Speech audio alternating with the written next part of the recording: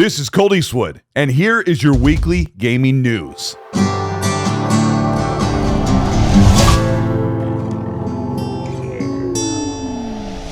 Death Stranding shadow dropped on the Xbox Series consoles. The previous PlayStation exclusive that launched in 2019 on the PS4 and has been exclusive on the PS4 and PS5 launched today on PC Game Pass, Steam, Epic Game Store, and Amazon Luna and mobile.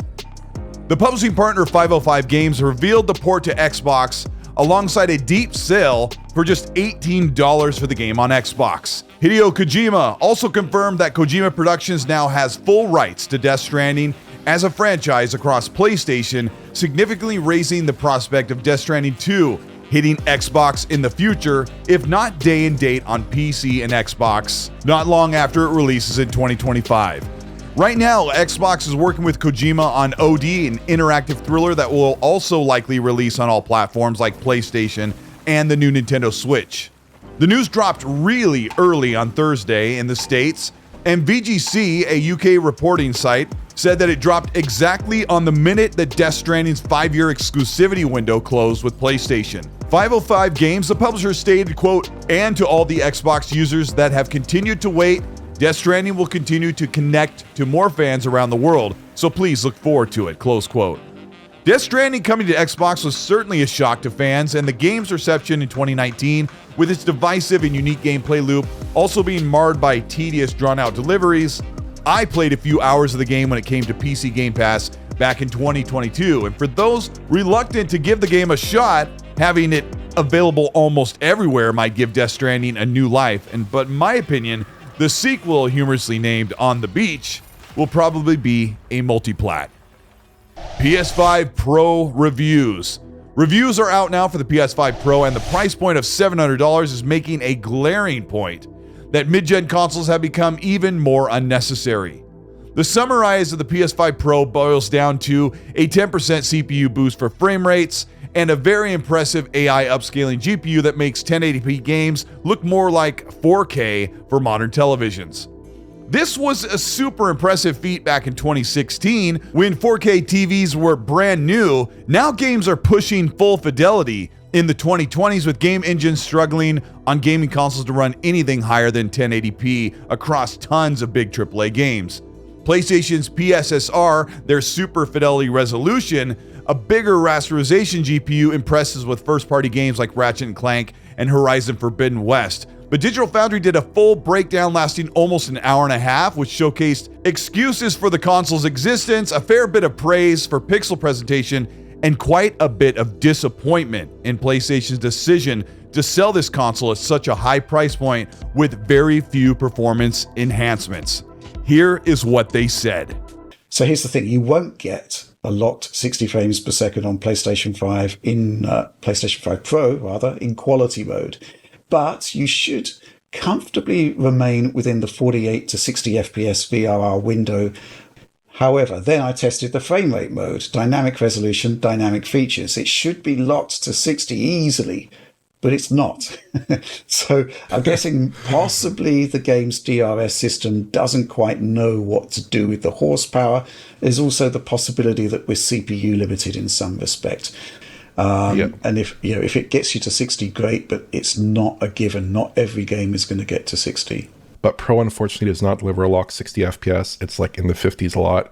I think what might be happening is the dynamic res is just kicking in and it's not load balancing in a way that we would like, probably.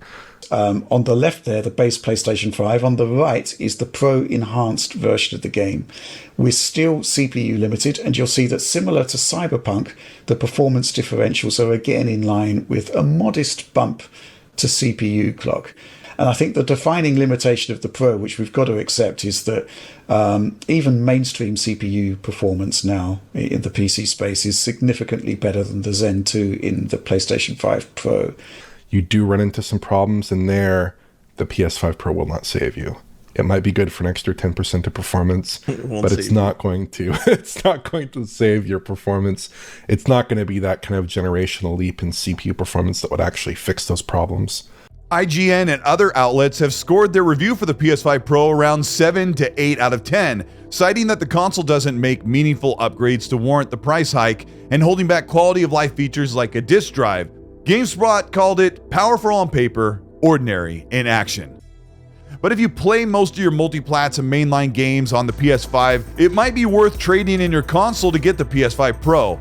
Like I've said, if Xbox offered a $700 console that increased resolution or slight increase to performance, I would be on board as well. But at this point, it's becoming harder and harder to follow the trajectory of consoles when PC gaming seems to be more lucrative and better supported for performance, flexibility, and cost efficiency overall. Call of Duty is bigger than ever thanks to Black Ops 6's great reception across all platforms and Game Pass, but Call of Duty making a Halo game? According to leaks and data mining information reported by Twisted Voxel, Call of Duty developer Sledgehammer Games may be working on the next title in the Halo universe. This is according to a job listing on LinkedIn. Sledgehammer Games is working on a quote, unexpected game running in Unreal Engine 5. Twitter insider The Ghost of Hope has claimed that this is the Halo title they had brought up some time ago. They refrained from offering any further clarity on the matter, but eking out any information from Revs Gaming, a Halo YouTuber who's closely following the development of Halo titles and Halo Studios, shared some details regarding the canceled Battle Royale mode for Halo Infinite, Project Tatanka. This rumor might be a stretch, but I think that Sledgehammer's project may be its own Unreal Engine 5 new IP outside of Call of Duty. The Sledgehammer team is one of the least loved Call of Duty studios, and putting this team on their own franchise makes more sense than to bring them in to do a Halo title. But sources are claiming that maybe Sledgehammer is commissioned to create a Halo Reach or Halo ODST style spin-off instead of making a mainline Halo game, since Halo Studios is working on the next remake for Combat Evolved and the next game, which would be Halo 6. Whatever it is, it's probably 5 to 7 years out anyway, so it'll be a while until we hear anything concrete on the Sledgehammer Halo game or new AAA IP. Dragon Age: The Veilguard's unfixable problems. Dragon Age has been out about a week now, and with all the reviews and the concurrent players and how positively the game was reviewed amongst critics and journalists, there is a striking contrast with actual players, user reviews, and the discourse has gone on over the internet over this past week. The tone, the characters, and choices that BioWare has made, the modern BioWare, has really upset fans and critics who are now speaking out about Dragon Age: The Veilguard's biggest issues. The backstory is in late 2023, rumors of Dragon Age Dreadwolf surfaced, and people were expecting a mature return to form for Dragon Age. Unfortunately, the bulk of Dragon Age Veilguard's development was penned by lead writer Trick Weeks. Trick worked on all the original Mass Effect games and the original Dragon Age games. They also brought in Corinne Bush. The game's director, alongside with her staff, injected far too much social-political podium grandstanding, making characters so diverse that they stand out above their personalities or their placement within the game.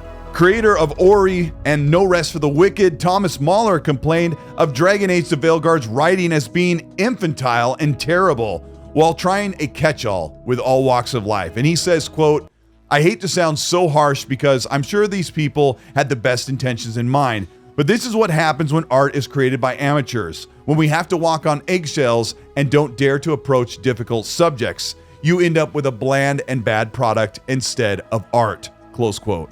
But, I mean, that's actually the problem. The game does dare to tackle difficult subjects. The game is front-loaded with diversity and orientation and gender-specific roles.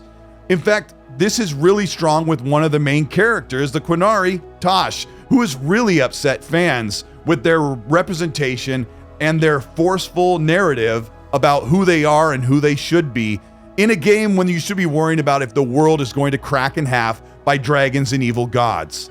But barring all of the controversy, the orientation, identity, and out-of-context modern-day discussions with the fantasy RPG, the game's overall tone and character language is clearly driven by millennial speak and overall just poor writing for most of the characters, and moments within the game characters using modern vernacular, or using modern slang, or using the disinterested vocal fry. It equals a Dragon Age game that fans have waited 10 years for, only to get something that was really meant for a 10-year-old, but rated M for mature.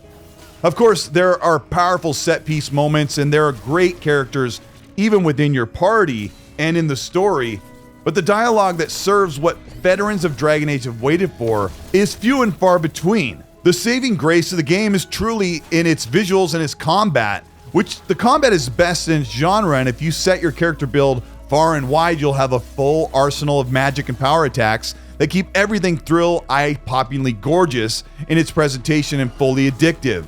You're looking at gameplay here where I've got up to 40 hours as a battle mage, a carefully crafted skill tree that I've really enjoyed playing from moment to moment. But when you get into combat, you're just fighting materialized enemies. There aren't intact factions or gray area enemies where you don't know if you're supposed to be nice or find a quest or attack them on sight.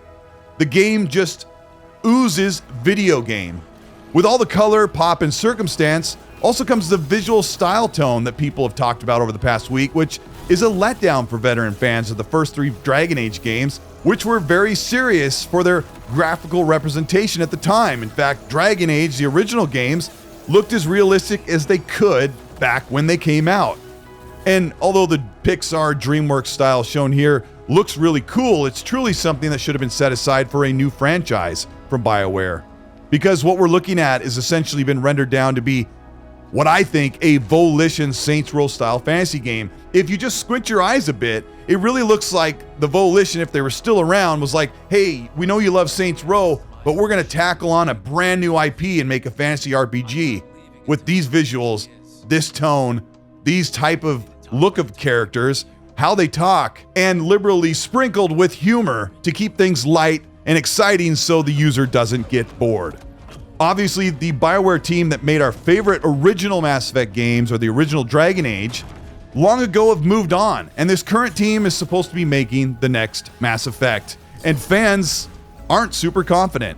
Yes, I'm well aware that the moments of quote-unquote woke or diversity or orientation and gender talk are few and far between. They're very, very heavy-handed with the character Tosh.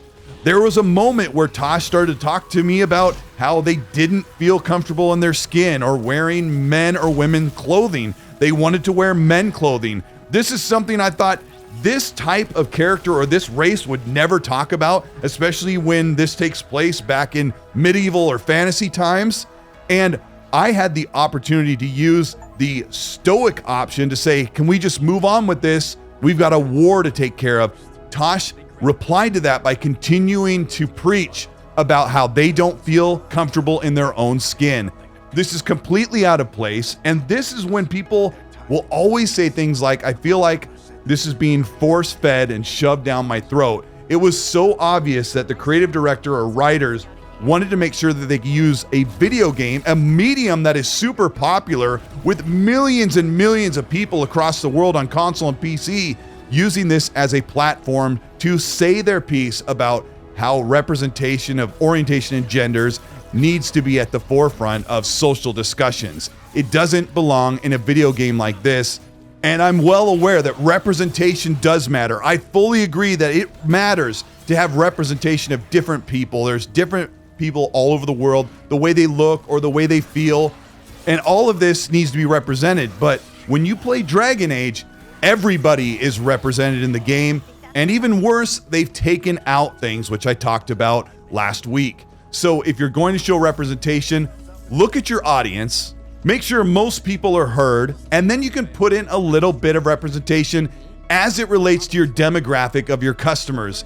At the end of the day, Dragon Age: The Veilguard is a product that is made to sell to millions of people. It's an investment that said, we can make this, we can turn around and make money. And I think the Dragon Age: The Veilguard, which is done fairly successful in the first opening week, I think this game cost a lot more than it's going to make in the sales that it has now. There are over 90,000 concurrent players that topped out at Steam, which is only one piece of the pie. But if I had to guess with my best educated guesstimate, Dragon Age: The Veilguard is not going to succeed. And it'll probably be the end of the series for another decade. Last news piece is the Monster Hunter Wilds beta was wildly successful. The beta on Steam alone got over 460,000 concurrent players the same weekend that Dragon Age the Veilguard launched. Although a free beta, it saw over 5 times as many players than Dragon Age did. There are some optimization issues on PC, and the console version is probably going to run at 30 FPS. Players have reported widespread issues, including unpredictable frame rate and bizarre problem that's turning enemies into a polygonal low count nightmare. Many have written off the game because they know that it has high system requirements and that Capcom always delivers a fantastic game.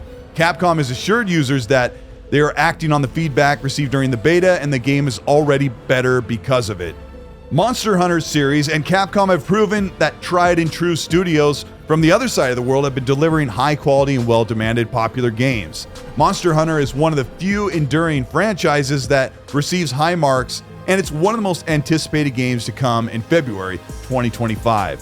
I think that Monster Hunter Wilds is one of the first next generation looking games in presentation. Seeing the game in person at PAX, seeing the impressive animations, the material rendering, and beast scales, feathers, and fur all combining what we love about Monster Hunter. It looks incredible in motion, and it makes it one of the most anticipated games next year, and I expect it to rate really, really well. It'll be super popular among fans, and it'll be a big moment that will kick off 2025. This is Colteastwood, and there's your gaming weekly news. Oh man, I had to say something about Dragon Age Veilguard, and I've tried to stay pretty reasonable about things, but the tone and the writing really drives me crazy, and I don't know. It makes me worry about modern games moving forward. We even got news today that a Mass Effect TV series is on the way. I'm a huge fan of that series, and oh, please don't say we told the writers not to play the game. Oh my gosh, like the Fallout TV series, if you just follow the source material, if you just follow what the fans love for decades, you'll make a great game or a great show. You'll make a hit. Yeah, I'm not convinced to get a PS5 Pro, but you know, normally I play 3-4 games on there every year on the PS5, so I don't want to make that purchase for an upgraded PS5. Games look great as they are, but it was disappointing to see there's such a marginal performance increase. And I think some of those increases we'll see naturally across the other consoles as FSR gets better, and it has a long way to go, and I'll probably make a video about that as well. But if you end up enjoying this video, let me know by liking and subscribing to the channel, and hit the bell to be notified of new content. If you want to further support, you can join the channel button, which is over here, and that will get you early access for videos, monthly merch giveaways, and so much more. Let me know what you think about these weekly game segments. There's some things on the channel I want to be able to talk about and cover in, sometimes news doesn't warrant an entire video, but I know we need to have the discussion, my opinion, your opinion in the comment section, as well as just hearing about the news and what it means to us, no matter what platform we're on, especially coming from the angle of being on Xbox or PC. So also, if you want to check out more in-depth discussion outside of Patreon or the channel membership, you can check out the Ecstasy podcast that runs every Monday, 5 p.m. Pacific time, 8 p.m. Eastern time. And there we'll talk about the gaming news. We'll flesh out some more of these topics and the new ones as they come up over the weekend. Also, we'll get guests on there to have that discussion. But let me know what you think about this week's news. It's been kind of slow, and there's actually some new positive news coming in the way. So let me know what you're playing in the comment section as well. And while you're there, please be nice.